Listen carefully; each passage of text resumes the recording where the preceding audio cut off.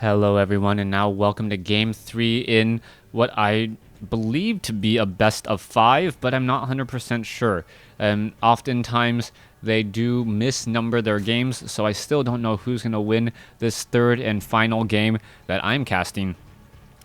Nerchio spawning as the blue Zerg on the bottom left-hand side of the map. Meanwhile, TLO spawning as the red Zerg on the top right. This is Game 3 in... well, a 3-game set. I don't know if it's a best of 3. I've already mentioned this, as we are playing on Derelict Watcher Tournament Edition. Coming back, we'll see when these particular players' production tabs actually change. In a Zerg versus Zerg matchup, the first 3 minutes are absolutely crucial.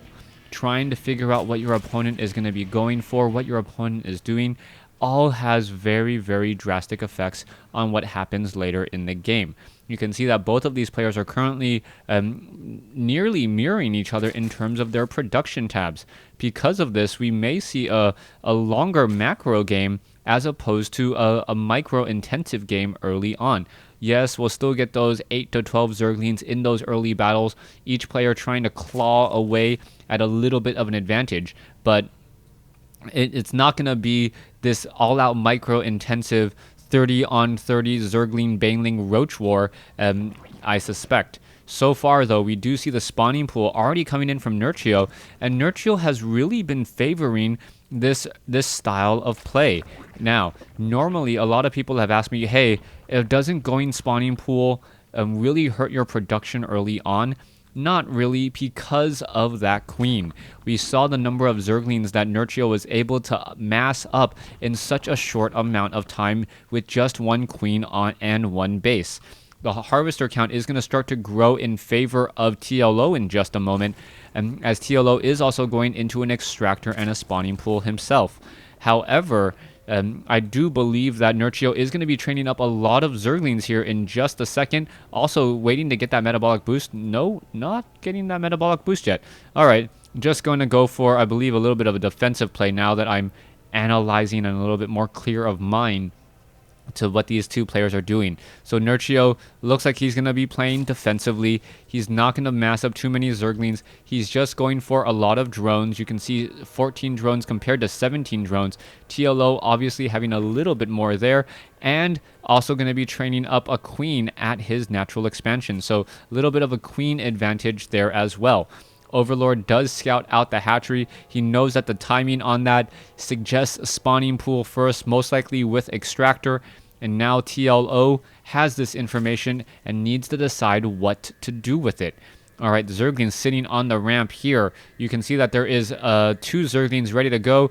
This one poor Overlord getting trained. And what is the next unit here? Overlord followed by a drone. That drone's days are pretty much going to be numbered. It has to be extremely careful as that drone now gets away. Queen is now out, and TLO does come out a little bit ahead in that engagement, or at this point. And as a Zergling gets darted down. It looks like another dart could be coming into play. That one Zergling really doesn't have anywhere to go.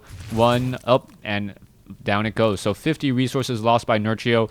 Harvester count 25 to 18. Everything is looking good for Nerchio as we now see TLO going into a Baneling's nest.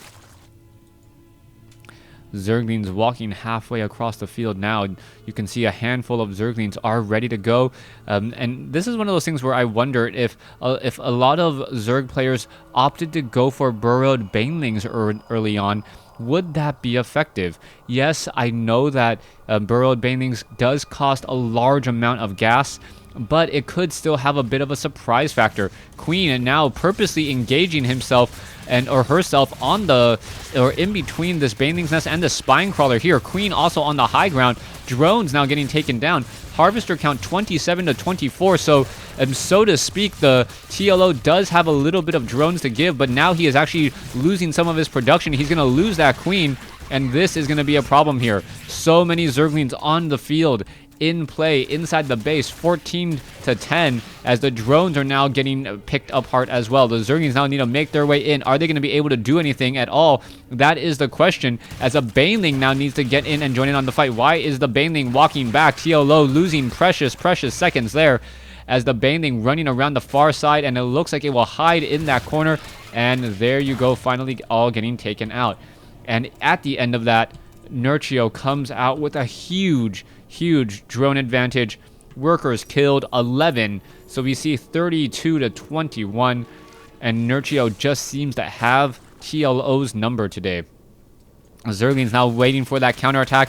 It looks as though a couple of Zerglings will get taken down. There you have it. The Zerglings now trying to push their way up onto the ramp as the Spine Crawler is getting in some easy shots. Zerglings now heading over to the mineral line, gonna take down a handful of drones, and only one drone was lost there, or two drones were lost, and that was a beautiful defense by Nerchio, as Nerchio seems to know the timing of TLO's builds and knows when to strike and knows when to retreat much more clearly than TLO does.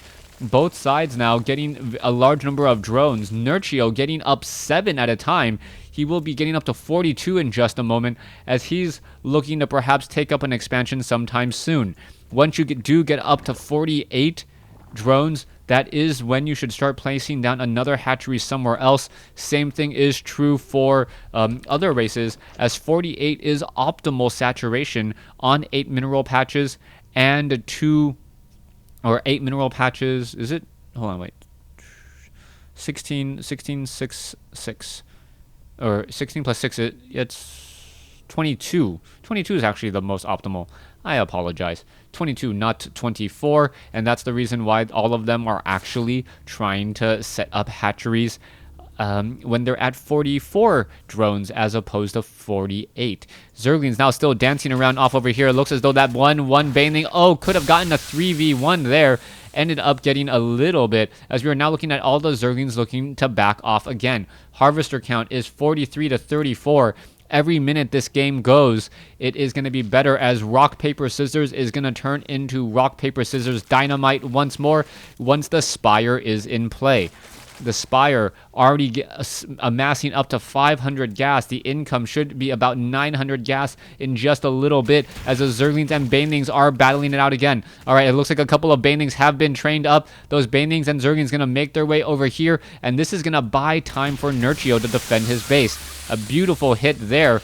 I believe a fair number of units were lost, as we are now looking at this hatchery, which will most likely just get canceled. Are the Banelings going to be able to do a good hit? Yes, 1 good hit, 2 good hits there, and the drone can grow up to be a hatchery again. Meanwhile, Nerchio decides to take down TLO's hatchery here at the 3 o'clock position, so we are once again all even, as the Zerglings are looking to perhaps take down this poor larva. I don't know. That just seems to be absolutely difficult to take down. Those larvas just not falling at all with their, I believe, base 10 armor. Zerglings now making their way over. Are they going to be able to perhaps shut down this hatchery off over here, or is Nerchio going to hit with an incredible number of Banelings? I believe the Spire is done. Where do we have any Mutalisks? Yes, the Spire is done. We are getting armor upgrades, and I don't see any Mutalisks on the field.